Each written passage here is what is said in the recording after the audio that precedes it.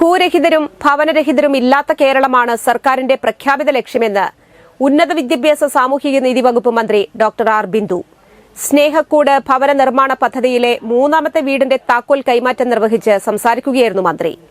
സാങ്കേതികമായ കാരണങ്ങളാൽ ലൈഫ് പദ്ധതിയിൽ ഉൾപ്പെടാതെ പോയ കുടുംബങ്ങൾക്ക് വീട് നിർമ്മിക്കുക എന്നത് സർക്കാരിന്റെ ഭാഗമായ മറ്റു വകുപ്പുകളുടെയും സുമനസ്സുകളുടെയും സന്നദ്ധ സംഘടനകളുടെയും ഉത്തരവാദിത്തമാണ്.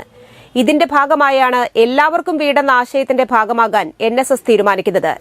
വിദ്യാർത്ഥികളുടെ സാമൂഹിക പ്രതിബദ്ധതയും സേവന സന്നദ്ധതയും നല്ല രീതിയിൽ വളർത്തിയെടുത്ത് സമൂഹത്തിന്റെ പുനർനിർമ്മാണ പ്രക്രിയയിൽ സംഭാവനകൾ നൽകിയ NSSന്റെ പ്രവർത്തനം മാതൃകാപരമാണെന്നും മന്ത്രി പറഞ്ഞു.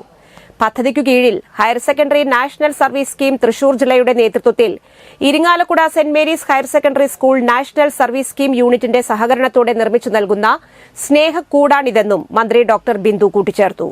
കാട്ടുങ്ങച്ചിറ കോക്കാനിക്കാട് പരിസരത്താണ് താക്കോൽ കൈമാറ്റം നടന്നത്.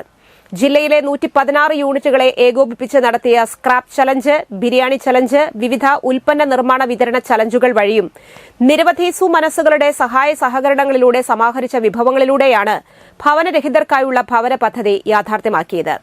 മുനിസിപ്പൽ ചെയർപേഴ്സൺ സുജ സഞ്ജീവ് കുമാർ അധ്യക്ഷയായ ചടങ്ങിൽ പ്രിൻസിപ്പാൾ ആൻസൺ ഡൊമിനിക് സ്വാഗതവും NSS programme officer Jubi K Joy നന്ദിയും പറഞ്ഞു.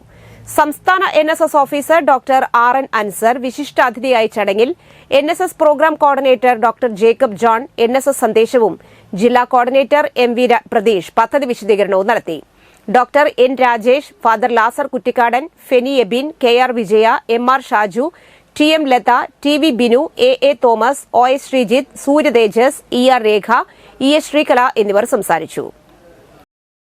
എല്ലാവർക്കും, എല്ലാ കുടുംബങ്ങൾക്കും ഭദ്രമായ വീടുകൾ ഉണ്ടാകണമെന്ന ലക്ഷ്യത്തോടു കൂടിയാണ് ലൈഫ് എന്ന പദ്ധതി ആവിഷ്കരിച്ചിട്ടുള്ളത്. 5 ലക്ഷം വീടുകളാണ്, ബഹുമാനിയായ ചെയർപേഴ്സൺ ഇവിടെ സൂചിപ്പിച്ചതുപോലെ 5 ലക്ഷം വീടുകളാണ് സംസ്ഥാനത്ത് ലൈഫ് പദ്ധതിയിലൂടെ 5 ലക്ഷം കുടുംബങ്ങൾക്ക് നൽകുന്നത്. പക്ഷേ സാങ്കേതികമായ കാരണങ്ങളാൽ ആ പദ്ധതിയിൽ പെടാതെ പോകുന്ന നിരവധി കുടുംബങ്ങൾ വേറെയുമുണ്ട്.